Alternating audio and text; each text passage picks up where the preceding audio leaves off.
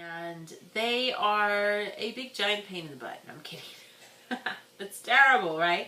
No, they make really great shows and really good television. The annoying thing is that they kind of go around and in a really underhanded way try to demand payment for their channel. I see nothing wrong, obviously, with people paying for a channel. We do that all the time with cable. That makes sense. If you really want to see the shows on HBO, you have to pay to have cable, and then you can watch those shows. Regular public networks like ABC, NBC, CBS, for example, and Fox, those are all available for free if you have a television in the States, if that's where you might be familiar with. But here, there's of course, regular channels, and those channels broadcast television programming, news, dramas, comedies, variety shows, music, all those things.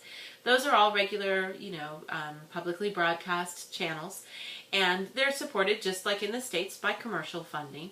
And you just have this one exception of NHK, which is about the equivalent of PBS in the States. Now, anyone who's familiar with that would know that in the States they often have these little telethons where they try to raise money so that a public broadcasting channel can get funds to keep their programming alive, because they don't operate off of commercials to get their money for their broadcasting. So in Japan, it's a little different than that.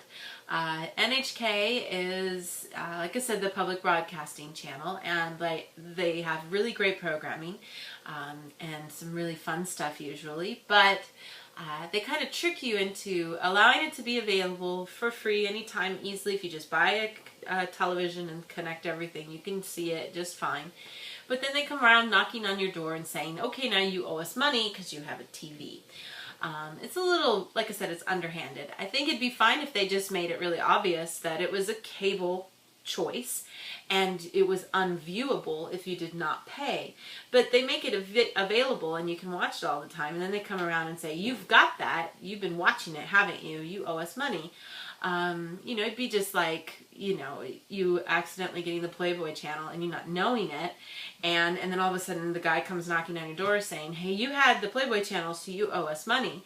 And you'd be like, wait, I never even watched it. I didn't even know. What are you talking about?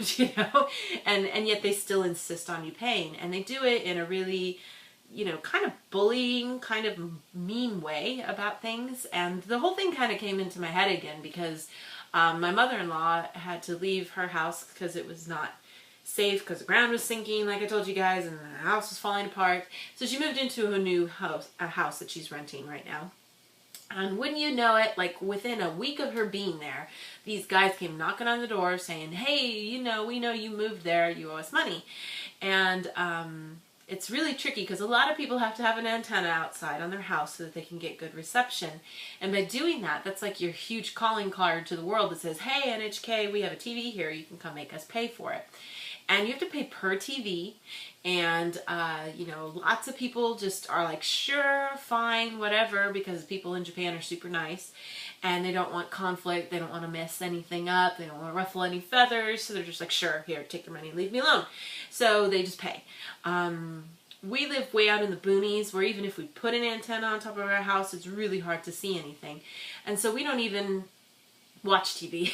we watch downloadable content and things like that from the internet, but we don't actually watch TV at all. We use our TV for our PS3 and that's about it. When they come and bug us, we're like, we don't really even watch TV. We certainly don't even watch NHK, so we're not going to pay. But it was a huge ordeal to get them to leave us alone. We had to prove to them that we couldn't get good reception, and now with the new digital world, they can kind of literally track everyone who has a TV because of the way that the digital is set up. So they have immediate access.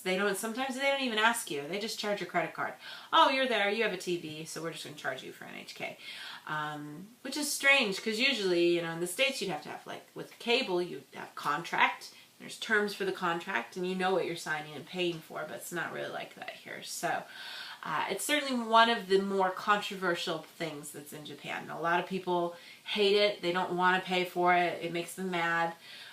It's not handled well at all, and for some reason yet nobody does anything. So there's a lot of people who don't pay, just like us. They run the other way when somebody knocks on the door.